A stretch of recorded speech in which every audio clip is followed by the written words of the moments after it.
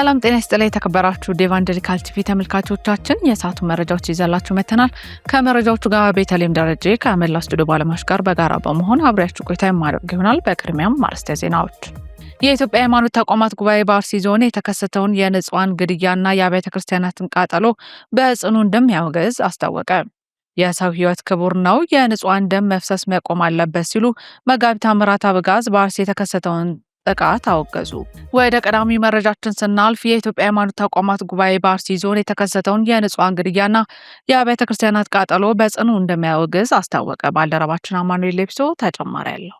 የኢትዮጵያ ሃይማኖት ተቋማት ጉባኤ ግንቦት 26 ቀን 2018 ዓ.ም ባወጣው የሐዘን መግለጫ በአርሲ ዞን በአስኮ፣ በሽርካ፣ በሆቆሎ፣ በዋቤና በሙኔሳ ወረዳዎች የተከሰተውን የንጹሃን ግድያና ቤተክርስቲያናት ቃጠሎ በጽኑ እንደሚያወግዝ አስታውቀዋል። የኢትዮጵያ ሃይማኖት ተቋማት ጉባኤ አመራሮች የኢትዮጵያ ኦርቶዶክስ ተዋሕዶ ቤተክርስቲያን በአርሲ ዞን በቤተክርስቲያኒቱ አገልጋዮችና ምዕመናን ላይ አሰቃቂ ግድያ መፈጸሙንና ቤተክርስቲያናትን የማውደም ተግባር መካሄዱን በመጥቀስ ያወጣችውን የሐዘን መግለጫ የተመለከተው በጥልቅ ሐዘን እንደሆነ ባሳወቀበት የሐዘን መግለጫው ለኢትዮጵያ ኦርቶዶክስ ተዋሕዶ ቤተክርስቲያን የሃይማኖት አባቶች፣ ካህናትና ምዕመናን ከሁሉም በላይ ጉዳት ለደረሰባቸው ቤተሰቦች፣ ዘመዶች፣ ወዳጆችና የአካባቢ ነዋሪዎች ፈጣሪ መጽናናቱና ጽናቱ እንዲሰጣቸው ከልብ እንደሚመኝ አስታውቀዋል። ቀደም ሲል አሁን ችግር በተከሰተባቸው አካባቢዎች ተመሳሳይ ጥቃት እንዳይፈጸም መንግስት ለንጹሃን ዜጎቻችን አስተማማኝ ጥበቃና ከለላ እንዲያደርግ ጉባኤው መጠየቁን ያስታወሰ ሲሆን ሆኖም ችግሩ ሳይቀረፍ ተጨማሪ ጉዳትና ስቃይ በእነዚህ ቦታዎች በድጋሚ መከሰቱ ሐዘኑን እጥፍ ድርብ ማድረጉን አስታውቋል።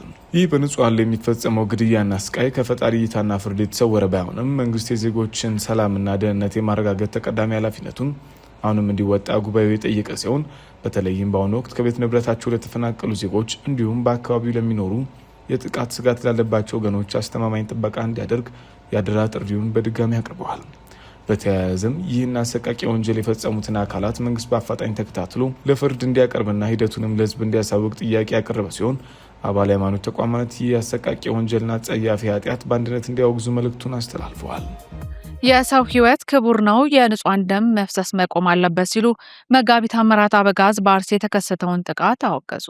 የሰው ሕይወት ክቡር ነው፣ የንጹሃን ደም መፍሰስ መቆም አለበት ሲሉ መጋቢት ታምራት አበጋዝ በአርሲ የተከሰተውን ጥቃት አወገዙ። የአዲስ አበባ የሃይማኖት ተቋማት ጉባኤ ዋና ጸሐፊ የሆኑት መጋቢት ታምራት አበጋዝ በአርሲ ዞን ሽርካ፣ ሆንቆሎ፣ በዋቤና ሙኔሳ ወረዳዎች በኢትዮጵያ ኦርቶዶክስ ተዋሕዶ ቤተክርስቲያን አገልጋዮችና ምዕመናን ላይ የተፈጸመውን ግድያና የአብያተ ክርስቲያናት ውድመት በጽኑ አውግዘዋል። መጋቢት ታምራት በሰጡት መግለጫ የሰው ሕይወት ክቡርና ሊጠበቅ የሚገባ የእግዚአብሔር ስጦታ ነው በማለት በአካባቢው በተደጋጋሚ እየተፈጸመ ያለው የንጹሃን ግድያ ልብ ሰባሪ መሆኑን ገልጸው እንዲህ አይነቱ ድርጊት በቃ ሊባል እንደሚገባ አሳስበዋል። በመግለጫቸው ንጹሃን ዜጎች በማንነታቸው ምክንያት ለግጭትና ለጥላቻ ሰለባ መሆን እንደሌለባቸው ጠቅሰው መንግስት ሰላማዊ መፍትሄዎችን በመፈለግ የዜጎችን ደህንነት የመጠበቅ ኃላፊነት ሊወጣ እንደሚገባ አመላክተዋል። እንዲሁም የንጹሃን ደም መፍሰስ እንዲቆም፣ ፍትህ እንዲከበርና ሰላምና እርቅ እንዲሰፍን ሁሉም ወገኖች በተባበረ መንገድ መስራት እንዳለባቸው ገልጸው በዚህም የአካባቢው አስተዳደር፣ የሃይማኖት መሪዎች፣ የሀገር ሽማግሌዎችና የጸጥታ ተቋማት ዘላቂ ሰላም እንዲሰፍን በጋራ እንዲሰሩ ጥሪ አቅርበው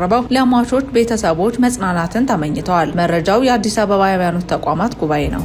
በኮምቦልቻ ከተማ እየተካሄደ ያለው የምክክር መድረክ ተጠናክሮ መቀጠሉ ተገለጸ።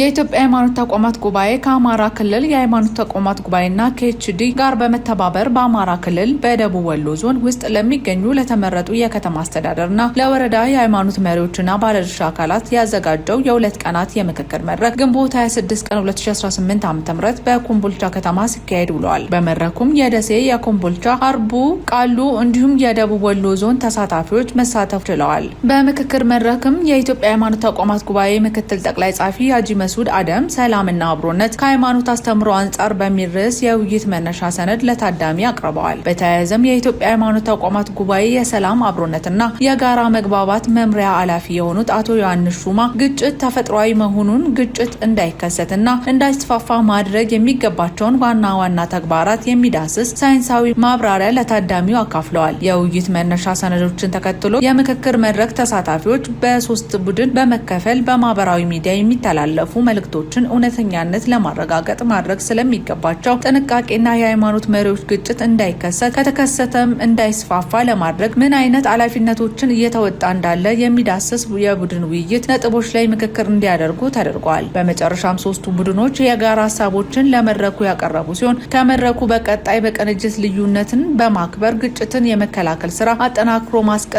እንደሚያስፈልግና ሰላምን ለማጽናት ተሳታፊዎች የበኩላቸውን ኃላፊነት እንዲወጡ ማሳሰቢያ በመስጠት የዕለቱ የምክክር መድረክ ተጠናቋል። መረጃው የኢትዮጵያ ሃይማኖት ተቋማት ጉባኤ የህዝብ ግንኙነት ሚዲያ ክፍል ነው። ለዛሬ ከያዝንላችሁ መረጃዎች መካከል ወደ መጨረሻው መረጃችን ስናልፍ የኢትዮጵያ ወንጌላውያን አብያተ ክርስቲያናት ህብረት ፕሮፌሰር ኬሪንግ ኪነር የለገሱትን የመጽሐፍት ስጦታ ለአብሮት ቤተ መጽሐፍት ግንቦት 26 ቀን 2018 ዓ.ም አበረከቱ። ባልደረባችን አማኑኤል ሌብሶ ተጨማሪ አለው። የኢትዮጵያ ወንጌላውያን አብያተ ክርስቲያናት ህብረት ፕሮፌሰር ክሬግ ኪነር የለገሱትን የመጽሐፍ ስጦታ ለአብሮት ቤተ መጽሐፍት ግንቦት 26 ቀን 2018 ዓ.ም አበርክተዋል።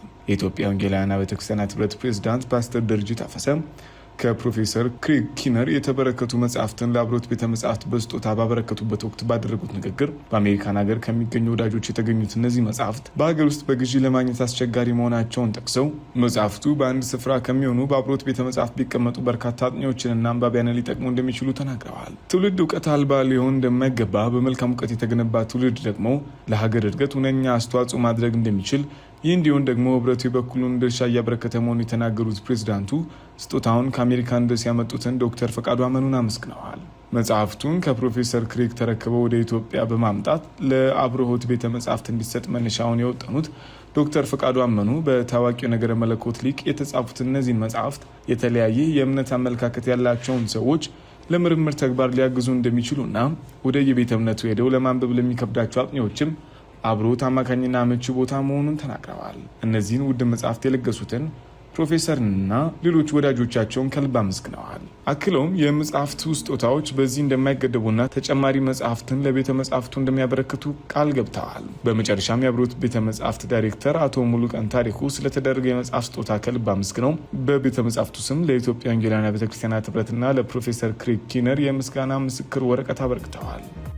የተከበራችሁ ኢቫንጀሊካል ቲቪ ተመልካቾቻችን ለዛሬ ያዝንላችሁ መረጃዎች ይህንን ይመስል ነበር። ከመረጃዎቹ ጋር ቤተልሔም ደረጀ ከመላው ስቱዲዮ ባለሙያዎች ጋር በጋራ በመሆን አብሬያችሁ ቆይታ አደረኩኝ። መረጃዎቹን የቤተልሔም ደረጀና ባልደረባ አማኑኤል ሌብሶ በጋራ በመሆን አዘጋጅንላችሁ። ከቀሪ ኢቫንጀሊካል ቴሌቪዥን ፕሮግራሞች ጋር መልካም ቆይታ